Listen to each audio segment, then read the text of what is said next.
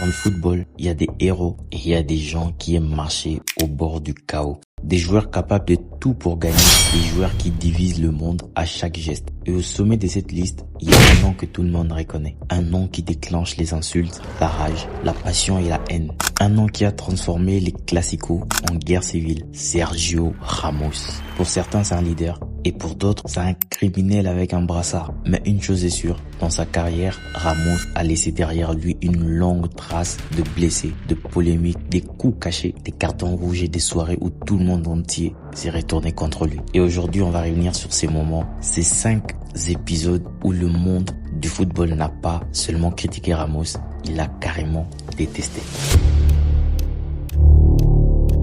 En 2018, finale des Ligues des Champions, après que le Real Madrid ait gagné successivement 2 fois la Ligue des Champions, c'était la 3e finale où tout le monde attendait que le Real de Madrid aille d'ailleurs en fait, parce que ça faisait longtemps qu'il détenait le titre et tout le monde misait sur Liverpool, mais surtout sur le joueur prodigue de Liverpool, Mohamed Salah. Le match a commencé et ça n'a pas trop duré. Et pendant un duel entre Ramos et Mohamed Salah, Ramos a littéralement fermé la main de Mohamed Salah jusqu'à emmener son épaule par terre. Et c'était tellement brutal, mais aussi c'était hyper professionnel parce que l'arbitre n'en revenait pas. Il ne pouvait pas vraiment donner le carton rouge parce que on voyait pas vraiment la raison de donner un rouge. Mais dans le fond, c'était tellement malin et rempli de malice à l'intérieur que Salah n'a pas pu continuer le match. Il était en pleurs parce que c'était carrément son épaule qui a déboîté et il est en pleurs et il a laissé toute la charge de ses matchs à Sadio Mané et directement le match a changé d'énergie parce que le trio Salah, Mané, Firmino était vraiment à son paroxysme en 2018.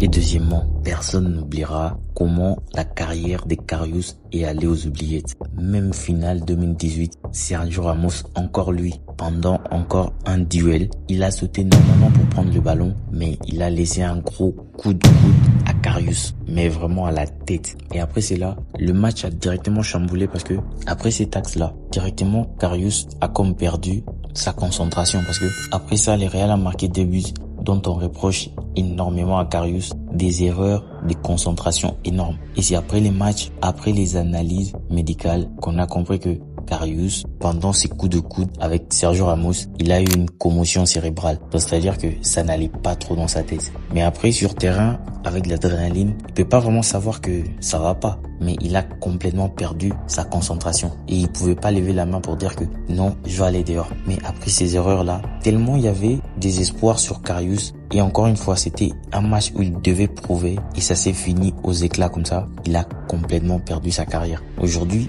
on est en train de parler de Karius, mais il n'est même pas en première division. Il est en train de jouer au FC Schalke en 2e division parce que directement après ces matchs, le football ne pardonne pas. J'en ai même parlé dans une vidéo ici. Liverpool l'a carrément foutu dehors. On l'a envoyé dans des prêts à Besiktas et son niveau de salaire a baissé. Tout s'est effondré juste à cause de Sergio Ramos. Et au-delà de ça, quand les gens ont appris qu'il a souffert directement de commotions cérébrales, on connaît le méchant sur qui on devrait taper. Sergio Ramos. Tout le monde l'a critiqué, on l'a pris pour les diables. Et encore une fois, il a toujours sa mentalité de s'en foutre carrément.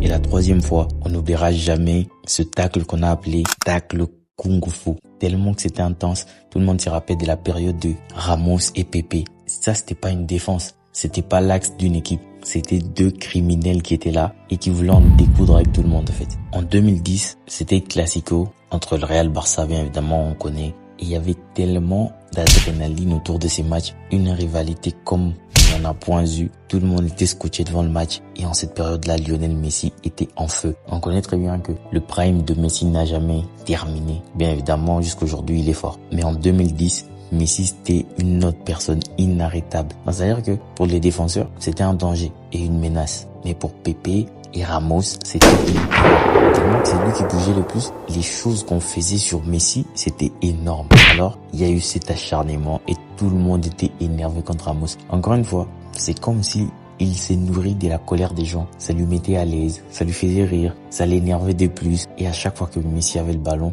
on voyait comment il venait en agressivité, lui et Pepe, c'était énorme. Et dans le magazine, on le traitait de anti-sportif parce que ces gens des comportements-là, c'est pas si sportif que ça parce que tu peux pas vraiment faire ça. Parce que le football est basé sur le fair play. Voilà, que l'autre est peut-être fort, mais toi, tu dois loyalement être plus fort pour prendre le ballon, etc. Mais lui, il n'agissait pas comme ça, il s'en foutait. Ça l'énervait. Quand tu dribbles tout le terrain, sache que à un moment donné, Sergio Ramos va te faire du bien. Et l'année d'après, ça n'a même pas duré. Il y a eu ce qu'on appelait ces tacles assassins qui a vraiment mis Adriano au garage. Pendant que Adriano avait le ballon vers le but, Sergio Ramos est venu sans frein et lui a taclé, mais comme si c'était une bagarre. Directement, l'arbitre est venu, carton rouge dehors direct. Et même le Madrilène eux-mêmes disaient que Sergio Ramos c'est trop. Parce que le football c'est pas comme ça. Il y a des règles, il y a un arbitre, mais il y avait des joueurs qui avaient plutôt peur de voir Ramos venir près d'eux. Parce qu'ils savaient déjà que ça va finir en sucette. Et enfin, à la 5e place, c'est pas forcément une action, mais c'est une réalisation. Quand il est devenu le joueur qui a eu le plus de cartons rouges dans le monde. Est-ce qu'on peut l'acclamer vraiment? Est-ce qu'on peut acclamer cette légende? Parce que c'est du n'importe quoi. Il a atteint le niveau d'être la légende des cartons rouges. Bien évidemment, sur le terrain, il faisait beaucoup de bien parce que au-delà de faire du mal, c'était vraiment un guerrier de l'équipe. Moi, je suis pas forcément madrilène quand même. Si on doit citer des légendes en défense dans le football, Sergio Ramos ne peut pas manquer parmi les top 5 ou les top 10. Parce qu'il était énorme. Il faisait peur. Il marquait des buts de la tête. En finale, c'est parmi les défenseurs qui ont le plus marqué. Et il y avait même un moment quand Cristiano est parti, il jouait même le penalty. C'était fou quand même parce que Benzema était là. Benzema, il devait prendre les relais de marquer des buts, etc.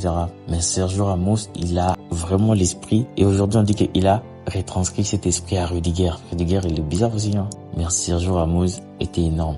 Plusieurs fois, on l'a traité d'anti-sportif. Mais au-delà de ça, il régalait vraiment. Il régalait énormément.